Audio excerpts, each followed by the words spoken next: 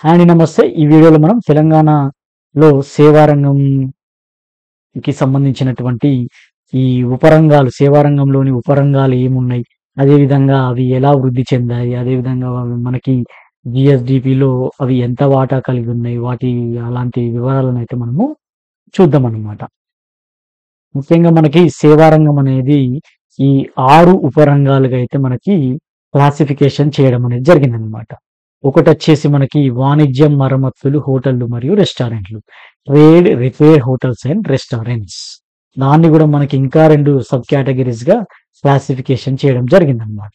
అదేవిధంగా నెక్స్ట్ వచ్చేసి రవాణా, నిల్వ, కమ్యూనికేషన్ మరియు బ్రాడ్‌కాస్టింగ్ సేవలు. Transport, storage, communication and services related to broadcasting. So, ఇవి వచ్చేసి మనకి ఈ రవాణా, నిల్వ, కమ్యూనికేషన్ అండ్ బ్రాడ్‌కాస్టింగ్. ఇది మనకి ఈ రైల్వేలు, రోడ్డు రవాణా, జల రవాణా, వాయు రవాణా, అదేవిధంగా మనకి రవాణాకు సంబంధించినటువంటి సేవలు, నిల్వ, ఇంకా కమ్యూనికేషన్ మరియు బ్రాడ్‌కాస్టింగ్ సేవలుగా ఆహ్, క్లాసిఫికేషన్ చేయడం అనేది జరిగిందనమాట. ఇంకా నెక్స్ట్ వచ్చేసి మనకి థర్డ్‌దొచ్చేసి ఆర్థిక సేవలు అంటే ఫైనాన్షియల్ సర్వీసెస్. నెక్స్ట్ ఫోర్త్‌దొచ్చేసి మనకి స్థిరాస్తి రంగం మరియు వృత్తిపరమైనటువంటి సేవలు. అదేవిధంగా ఫిఫ్త్‌ది ప్రజా పరిపాలన.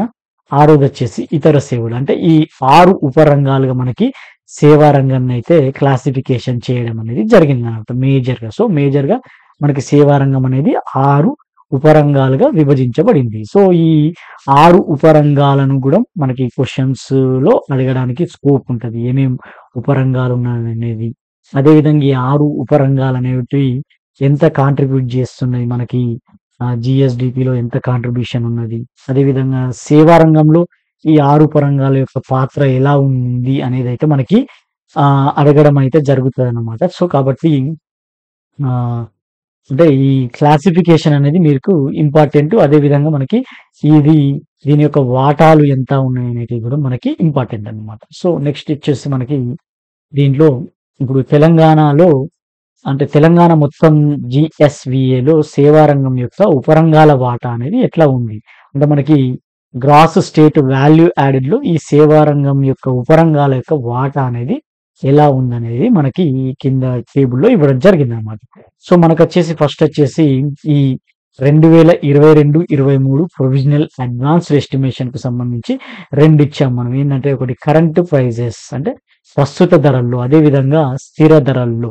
సో, ప్రస్తుత ధరల్లో, స్థిర ధరల్లో మనకి తెలంగాణ యొక్క గ్రాస్ స్టేట్ వాల్యూ యాడెడ్‌లో ఈ ఉపరంగాల యొక్క వాటా అనేది ఎంత ఉన్నదనేది మనకి ఈ కింద టేబుల్‌లో ఇచ్చారనమాట.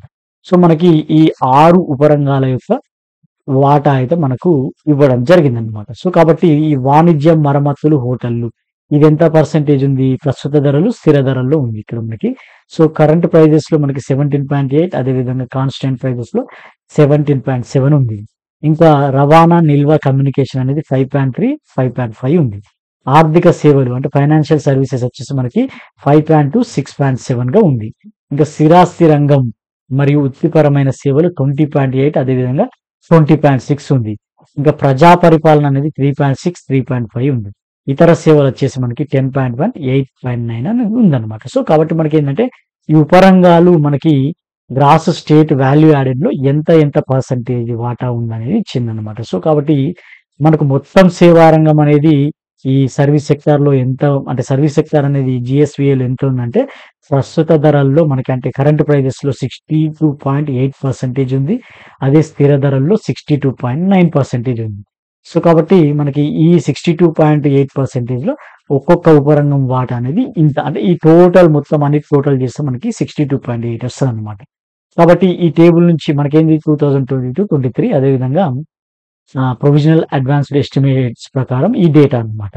ఇప్పుడు మనకి కాబట్టి ఈ సర్వీస్ సెక్టార్ అనేది 62.8 ఉంటే ఒక్కొక్క ఉపరంగం యొక్క వాటా ఎంత ఉందనేది ఇక్కడ ఇవ్వడం జరిగిందన్నమాట. సో, ఇదంతా గుర్తుపెట్టుకోవాలా సార్ అంటే మనకి గుర్తుపెట్టుకోవాలి. ఎందుకంటే మనకి హైయెస్ట్ ఏముంది, తర్వాత లోయెస్ట్ ఏముంది అంటే ఉపరంగాలలో ఏది హైయెస్ట్ ఉందని గూడా అడగడానికి స్కోప్ ఉంటదన్నమాట. కాబట్టి మనం ఇందులో గుర్తుపెట్టుకోవాలి. ఇందులో మనకి చూస్తే ఈ సిరాస్ అంటే real estate ownership of dwelling and professional services అనేది 20% తోటి హైయెస్ట్ ఉందన్నమాట మనకి వాటా. సో, ఈ రంగం అనేది మనకి హైయెస్ట్‌గా ఉందన్నమాట. ఈ ఉపరంగం అనేది మనకి హైయెస్ట్ అంటే జిఎస్విఏలో సేవారంగం నుంచి అత్యధికంగా ఉన్న ఏంటి అంటే మనకి ఈ స్థిరాస్తి రంగము మరియు వృత్తిపరమైన సేవలు అనేవి హైయెస్ట్ వాటాని కలిగి ఉంది. ఇంకా దాన్నే మన కింద అంటే దీని ప్రకారం మన కింద చూస్తే ఎట్లుందంటే మనకి ఎట్లా అంటే మనకి ప్రస్తుత ధరల్లో చూస్తే మనకి హైయెస్ట్ ఏముంది మనకి స్థిరాస్తి రంగము మరియు వృత్తిపరమైన సేవలు అనేది సబ్ సెక్టర్ ఉంది.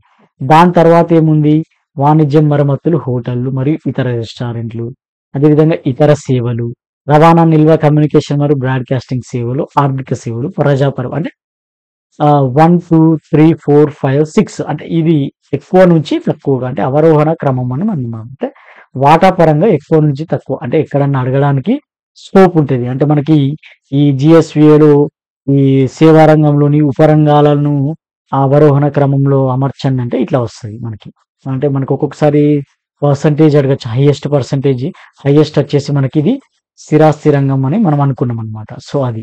ఇంకా స్థిర ధరల్లో మనం చూసుకుంటే అంటే పై పట్టిక ఈ పట్టిక నుంచే మనము తీసుకున్నాం దాన్ని. ఇక్కడేమో మనకి ఆహ్, ఈ టేబుల్‌లో మనకొచ్చేసి ఈ పర్సెంటేజ్‌లో ఇవ్వడం జరిగింది. ఇక్కడైతే రఫ్‌గా మనకి ఏది ఫస్ట్ ఉందనేది అట్లా స్థిరాస్తి మరియు వృత్తిపరమైన సేవలే మనకి హైయెస్ట్ ఉంది. దాని తర్వాత వాణిజ్యం, మరమ్మతులు, హోటళ్లు, తర్వాత ఇతర సేవలు, ఆర్థిక సేవలు, తర్వాత రవాణా, నిల్వ, కమ్యూనికేషన్ మరియు బ్రాడ్కాస్టింగ్ సేవలు, ప్రజా పరిపాలన అనేది హైయెస్ట్ టు లోయెస్ట్ అనేది మనకి ఇవ్వడం జరిగిందన్నమాట. ఒకటి ప్రస్తుత ధరల్లో, స్థిర ధరల్లో మనకి ఈ పై టేబుల్ నుంచి మనం తీసుకున్నాం అన్నమాట. సో ఎప్పుడన్నా అడిగితే హైయెస్ట్ అంటే ఈ అవరోహణ, ఆరోహణ క్రమం అని ఈ మధ్యలో క్వెషన్స్ అడుగుతున్నారు కదా! కాబట్టి అలా డైరెక్ట్ అడగడానికి స్కోప్ ఉంటది. కాబట్టి అది గుర్తుపెట్టుకోండి. ఇదేంటి జిఎస్విఏలో ఉపరంగాల వాటా అంటే మనకి గ్రాస్ స్టేట్ వాల్యూ యాడెడ్ అంటే మనకు మొత్తం తెలంగాణ జిఎస్విఏలో ఇంత వాటా ఉన్నట్టు అనమాట మనకి. ఏది 17.8 అదేవిధంగా 5.3, 5.2, 20.8 అట్లా ఉన్నట్టు. అదే మనకి ఈ సేవారంగంలో అంటే మొత్తం సేవారంగమే 100%గా తీసుకుంటే వాటి ఉపరంగాల యొక్క వాటా ఎట్లా ఉంది అంటే ఫర్ ఎగ్జాంపుల్ సేవారంగం అనేది ఒక 100% ఉందనుకో. అప్పుడు ఈ ఉపరంగాల వాటాలు ఎట్లా ఉన్నాయంటే మనకి ఇక్కడ చూడండి ఇగో 2022-23 ప్రొవిజనల్ అడ్వాన్స్డ్ ఎస్టిమేట్స్ ప్రకారం మనకి ప్రస్తుత ధరల్లో తీసుకోవడం జరిగింది మనకి ప్రస్తుత ధరల్లో. కాబట్టి దాని ప్రకారం చూసుకుంటే మనకి ఈ వాణిజ్యం, మరమ్మతులు, హోటల్ అనేది 28.34% ఉంది. అంటే మొత్తం సేవా రంగంలో 28% ఈ వాటా అనేది వాణిజ్యం, మరమ్మతులు, హోటళ్లు మరియు రెస్టారెంట్ నుంచి వస్తుంది. ఇంకా రవాణా, నిల్వ, కమ్యూనికేషన్ మరియు బ్రాడ్కాస్టింగ్ సేవల నుంచి 8.44% వస్తుంది. ఇంకా ఆర్థిక సేవల నుంచి 8.30%. ఇంకా స్థిరాస్తి రంగము మరియు వృత్తిపరమైన సేవల నుంచి 33.20%. అదే పబ్లిక్ అడ్మినిస్ట్రేషన్ నుంచి 5.67%. ఇంకా ఇతర సేవల నుంచి 16.05% ఉంది. అంటే మొత్తం సేవా రంగంలో వీటి యొక్క వాటాలు అనేవి ఇట్లా ఉన్నాయి. ఇక్కడ కూడా చూస్తే మొత్తం సేవా రంగంలో మనకి అత్యధికంగా ఏ ఉపరంగం వాటా కలిగి ఉందంటే మనకి స్థిరాస్తి రంగం మరియు వృత్తిపరమైన సేవలు అనేవి మనకి హైయెస్ట్ వాటాని కలిగి ఉంది. ఎంత అంటే 33.20%. సో అదే మనకి కూడా మళ్ళీ హైయెస్ట్ టు లోయెస్ట్ కూడా అడగడానికి స్కోప్ ఉంటుంది అనమాట. సో సేవా రంగంలో అత్యధిక వాటాలు గల ఉపరంగాలు ఏంటంటే ఒకటి ఈ real estate, ownership, dwelling and professional service అనేది 33.20% ఉంది. నెక్స్ట్ సెకండ్ వచ్చేసి మనకి trade, repair, hotel and restaurant అనేది 28.34% గా ఉంది. సో ఫస్ట్ సెకండ్ ఇచ్చినాం మనం. సో హైయెస్ట్ ఉన్న 2 ఇచ్చాము అది. నెక్స్ట్ వచ్చేసి మనకి ఈ ఉపరంగాల యొక్క వృద్ధి రేటు చూద్దాం మనం. ఇప్పుడు ఏంటంటే మొత్తం వాటా చూసినాం పర్సంటేజ్ పరంగా. ఇప్పుడు వృద్ధి రేటు చూద్దాం అంటే గ్రోత్ రేట్ అనేది మనం చూస్తాం. మనకు ఫస్ట్ టేబుల్‌లో ఇక్కడ వచ్చేసి మనకి 2014-15 నుంచి 2022-23 వరకు ఇచ్చారన్నమాట. 2014-15 నుంచి 2022-23 వరకి కాంపౌండ్ యాన్యువల్ గ్రోత్ రేట్ ఇచ్చిండు. సో కాబట్టి మనకి సిఏజీఆర్ అనేది మనకి ఇచ్చారన్నమాట. So compound annual growth rate అనేది ఇవ్వడం జరిగిందన్నమాట. సిఏజీఆర్. సో మనకు చూస్తే ఈ కాంపౌండ్ యాన్యువల్ గ్రోత్ రేట్ అనేది ఈ ఉపరంగాలు ఎట్లా వృద్ధి చెందాయి 2014-15 నుంచి సగటున మనకి ఏంటంటే ఒక్కొక్క ఇయర్ లో 16.13గా మనకి వచ్చిందనమాట. సో ప్రతి సంవత్సరం మనకి 16.13గా ఈ వాణిజ్యం, మరమ్మతులు, హోటళ్లు, రెస్టారెంట్ అనేటివి రావడం జరిగింది. ఇతర సేవలొచ్చేసి 14.24%. అదేవిధంగా స్థిరాస్తి రంగం మరియు వృత్తిపరమైన సేవలు 12.53. ఇంకా ప్రజా పరిపాలన వచ్చేసి 12.01%. ఆర్థిక సేవలు 9.45%. ఇంకా రవాణా, నిల్వ, కమ్యూనికేషన్ అనేది 7.37. ఇక్కడ చూడండి మనకి హైయెస్ట్ నుంచి లోయెస్ట్ వరకు ఇవ్వడం జరిగిందనమాట. సో కాబట్టి చూస్తే మనకి అత్యధికంగా ఏ ఉపరంగము ఎక్కువ సిఏజిఆర్ నమోదు చేసిందంటే మనకి వాణిజ్యం, మరమ్మతులు, హోటళ్లు మరియు రెస్టారెంట్లు. సో 16.13% అంత వృద్ధి రేటును నమోదు చేసినాయి అనమాట. సో మనకి ఇక్కడ చూస్తే ఈ ఫస్ట్ 4 ఉన్నాయి కదా, ఈ ఫస్ట్ 4 అనేటి 10% కంటే ఎక్కువగా, ఇంకా చెప్పాలంటే 12% కంటే ఎక్కువగా సిఏజిఆర్ ను నమోదు చేసినాయి అనమాట. సో వృద్ధి రేట్ అనేది 12% కంటే ఎక్కువ. పై 4 అంటే దగ్గర దగ్గర 4 ఉపరంగాలు కూడా మనకి 12% కంటే ఎక్కువ వృద్ధి రేటుని మనకి నమోదు చేయడం అయితే జరిగిందన్నమాట. ఇది ప్రస్తుత ధరలలో. సో కరెంట్ ప్రైజెస్ ప్రకారం మనం చూస్తే అట్లా ఉందన్నమాట. సో ఇదంతా గుర్తుపెట్టుకోవాలా అంటే సార్ అంటే అడిగితే అడగడానికి స్కోప్ ఉంటుంది కాబట్టి గుర్తుపెట్టుకోవాలి. అది ఇక మీ యొక్క చాయిస్. నెక్స్ట్ వచ్చేసి మనకి ఈ ఉపరంగాల యొక్క వృద్ధి రేటు మనకిది ప్రస్తుత ధరలు ఉంది. నెక్స్ట్ వచ్చేసి మనకి ఈ ఉపరంగాల యొక్క వృద్ధి రేటు మనకి అంటే ఓన్లీ 2022-23 ప్రొవిజనల్ ఎస్టిమేట్స్ ప్రకారం, ప్రొవిజనల్ అడ్వాన్స్డ్ ఎస్టిమేట్స్ ప్రకారం మనకి ప్రస్తుత ధరల్లో మనకి ఈ ఉపరంగాల యొక్క వృద్ధి రేటు అనేది ఏ విధంగా ఉందనేది చూడాలన్నమాట. సో మనకి ఏంటంటే పై టేబుల్ వచ్చేసి మనకి 2014-15 నుంచి 2022-23 వరకు సిఏజిఆర్. మనకి ఇంకా ఈ టేబుల్ వచ్చేసి మనకి ఏంటంటే ఓన్లీ 22-23 అంటే మనకి ఈ ఇయర్ లో మనకి వృద్ధి రేట్ అనేది ఎంత నమోదు చేశాయి ఉపరంగాలు అనేది మనకి ప్రస్తుత ధరల్లో, అదేవిధంగా కింది టేబుల్ వచ్చేసి మనకి ఈ స్థిర ధరల్లో ఇవ్వడం అయితే జరిగిందనమాట. సో ఈ 2022-23 ప్రొవిజనల్ అడ్వాన్స్డ్ ఎస్టిమేట్స్ ప్రకారం ప్రస్తుత ధరలు, స్థిర ధరలు రెండు పరంగా మనకి వృద్ధి రేట్ అయితే ఇవ్వడం జరిగిందనమాట. సో మనకి ఏంటంటే ఎగ్జామ్ లో అడిగేటప్పుడు ఈ ప్రజా పరిపాలన అనేది ఎంత వృద్ధి రేటుని 2022-23 ప్రకారం ప్రస్తుత ధరలు నమోదు చేసింది అని అట్లా డైరెక్ట్ అడుగుతారు అనమాట. సో కాబట్టి పబ్లిక్ అడ్మినిస్ట్రేషన్ అనేది 23% అంటే హైయెస్ట్ ఇదే ఉంది మనకి. ఓకేనా, మనకి ఈ అంటే 2022-23లో మనకి ప్రస్తుత ధరల్లో ఈ అత్యధికంగా వృద్ధి రేటు సాధించిన ఉపరంగం ఏంటంటే మనకి పబ్లిక్ అడ్మినిస్ట్రేషన్. తర్వాత మనకి సెకండ్ ప్లేస్ వచ్చేసి వాణిజ్యం, మరమ్మతులు, హోటల్, రెస్టారెంట్లు 21.2%.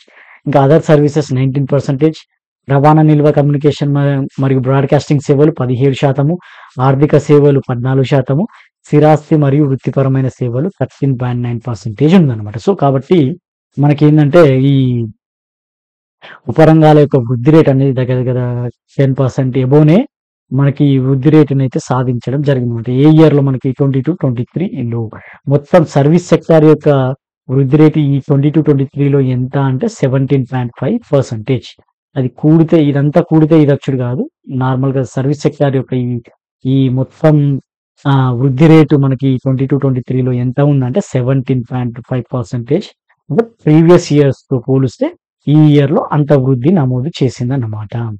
ఇంకా ఈ ఉపరంగాల యొక్క వృద్ధి రేటు పరంగా చూస్తే మనకి ఈ స్థిర ధరల్లో కూడా ఉంది. దానికంటే ముందు ఏంటంటే ఇంకా అందులో సబ్ సెక్టార్ లో వచ్చేసి అంటే మనకి ఇందులో కొన్ని సబ్ సెక్టార్స్ ఉన్నాయి కదా, మళ్ళీ క్లాసిఫికేషన్ లో మనకి వచ్చేసి అత్యధికంగా వృద్ధి రేటు నమోదు చేసింది ఏంటంటే ఎయిర్ ట్రాన్స్పోర్ట్ అనేది. సో ఎయిర్ ట్రాన్స్పోర్ట్ అనేది మనకి ప్రస్తుత ధరల్లో 48.7% వృద్ధి రేటును నమోదు చేసింది. సో మనకి ఇక్కడ నడగడానికి స్కోప్ ఉంటుంది. ఈ క్రింది వాటిలో అత్యధికంగా వృద్ధి రేటు నమోదు చేసింది అనేసి కొన్ని ఇచ్చారనుకో, అందులో ఎయిర్ ట్రాన్స్పోర్ట్ అనేది మనకి అత్యధికంగా వృద్ధి రేటు నమోదు చేసింది 48.7%. ఇంకా ఉపరంగాల వృద్ధి రేటు ప్రకారంగా 22-23లో మనకి స్థిర ధరల్లో చూస్తే మనకి ఎట్లుందంటే ఫస్ట్ వచ్చేసి వాణిజ్యం, మరమ్మతు, హోటల్, రెస్టారెంట్లు ఇది 15.5% ఉంది. స్థిర ధరల్లో కూడా మనకి 15% కంటే ఎక్కువనే ఉంది, ఇది ఫస్ట్ ప్లేస్. తర్వాత ప్రజా పరిపాలన 12.2, ఇతర సేవలు 7.5, స్థిరాస్తి రంగం మరియు వృత్తిప్రదమైనవి 7.0, రవాణా, నిల్వ, కమ్యూనికేషన్ మరియు బ్రాడ్కాస్టింగ్ సేవలు 6.7, ఆర్థిక సేవలు 4.2. మొత్తం సేవా రంగం యొక్క వృద్ధి రేట్ అనేది ఎంత ఉందంటే 9.3%. Very very important. సో 22-23లో మనకి ఎంత వృద్ధి రేటును నమోదు చేసింది సేవా రంగం స్థిర ధరల ప్రకారం అంటే 9.3%. ఇక్కడ కూడా మన స్థిర ధరల్లో ఎయిర్ ట్రాన్స్పోర్ట్ అనేది మనకి గ్రోత్ రేట్ అనేది అత్యధికంగా సాధించింది. ఎంత 34%. ఏంటి అయ్యా ఇది అని అంటే మనకి యాక్చువల్గా ఇది అంటే ఈ ఉపరంగంలో ఉపరంగం వాయు రవాణా. సో మనకి ఈ ఎయిర్ ట్రాన్స్పోర్ట్ అనేది మనకి అత్యధికంగా వృద్ధి రేటుని అయితే మనకి నమోదు చేయడం జరిగిందనమాట. సో కాబట్టి ఎయిర్ ట్రాన్స్పోర్ట్ అనేది మనకి అత్యధికంగా వృద్ధి రేటుని ప్రస్తుత ధరల ప్రకారం, అదేవిధంగా స్థిర ధరల ప్రకారం 34% ఉందన్నమాట. ప్రస్తుత ధరలో స్థిర ధరలో ఎక్కువ ఉంది. ప్రస్తుత ధరలు అయితే 48.7, అదేవిధంగా స్థిర ధరలు అయితే 34% అనేది మనకి వృద్ధి రేటును నమోదు చేసింది. సో ఇవన్నీ ఉపరంగాల వృద్ధి రేట్లు గుర్తుపెట్టుకోవాలా సార్ అంటే మనకు ప్రజెంట్ ఇయర్ ఎగ్జామ్ లో అడిగడానికి స్కోప్ ఉంది. అంటే ప్రజెంట్ 22-23 ఉంది. ఇప్పుడు మనకు నెక్స్ట్ మనకి ఈ 23 అంటే మనకి దగ్గర దగ్గర 23 నుంచి మనకి అసెంబ్లీ బడ్జెట్ సమావేశాలు అనేటివి జరుగుతాయి అన్నమాట. సో కాబట్టి ఈ జూలై 23లో మనకి జూలై 23 నుంచి అసెంబ్లీ బడ్జెట్ సమావేశాలు జరిగినప్పుడు మనకి కొత్త సర్వే అనేది వస్తుంది మనకి. అంటే సోషియో ఎకనామిక్ సర్వే అనేది లేటెస్ట్ గా వస్తుంది. సో ఆ లేటెస్ట్ వచ్చింది మనకి. ఎట్లా ఎగ్జామ్ అనేది ఇప్పుడు డిసెంబర్లో పెడతారని ఒక న్యూస్ అయితే రావడం జరుగుతుంది. కాబట్టి ఒకవేళ డిసెంబర్లో ఉంటే కనుక కొత్త ఎకనామిక్ సర్వే చదవాల్సి ఉంటుంది. అప్పుడు ఈ డేటా బదులు మనకి ఆ కొత్త సర్వేలో ఉన్నటువంటి డేటాని మనం చూసుకుంటే సరిపోతుంది. కాబట్టి మీన్ వైల్ ఏంటంటే మీరు ఒక లుక్ అంటే ఒక ఎట్లా అంటే మనకి ఈ ఉపరంగాల వృద్ధి రేటు పరంగా హైయెస్ట్ అంటే ఏమున్నాయి, ఎంత ఉంది, అదేవిధంగా అంటే ప్రస్తుత ధరలు స్థిర ధరల్లో హైయెస్ట్ ఏముంది, లోయెస్ట్ అడగారు, హైయెస్ట్ అట్లా అడుగుతారు. సో హైయెస్ట్ ఏముంది, లేదంటే పర్టికులర్ ఒకటి ఫర్ ఎగ్జాంపుల్ కి ప్రజా పరిపాలన అనేది ఎంత వృద్ధి రేటును నమోదు చేసింది 22-23లో అట్లా అడగడానికి స్కోప్ ఉంటుంది అనమాట. సో కాబట్టి ప్రస్తుత స్థిర ధరల ప్రకారం వృద్ధి రేటును చూసుకోవాలి. మెయిన్ ఏంటంటే ఈ సర్వీస్ సెక్టార్ యొక్క వృద్ధి రేట్ అనేది ఎంత ఉంది, 9.3% ఉంది అట్లా.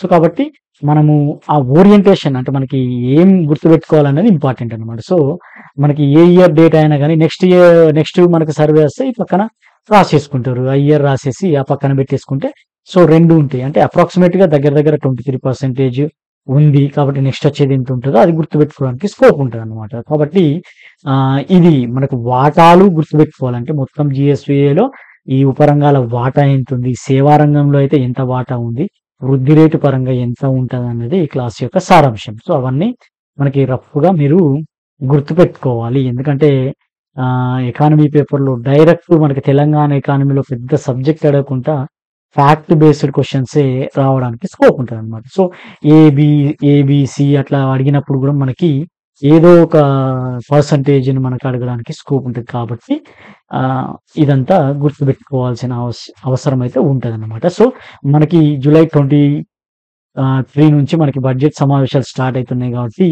నెక్స్ట్ మనకి డిసెంబర్లో ఎగ్జామ్ ఉంటే కనుక ఆ సర్వేలో అంటే ఆ తెలంగాణ ఎకనామిక్ అవుట్లుక్ ఉంటాయి కదా, అందులో ఉన్న డేటానే అడగడానికి అయితే ఎక్కువ స్కోప్ ఉంటుంది ఎగ్జామ్లో. కాబట్టి అది వచ్చినప్పుడు అది అప్డేట్ చేసుకుంటే సరిపోతుంది అనమాట. థ్యాంక్ యూ అండి.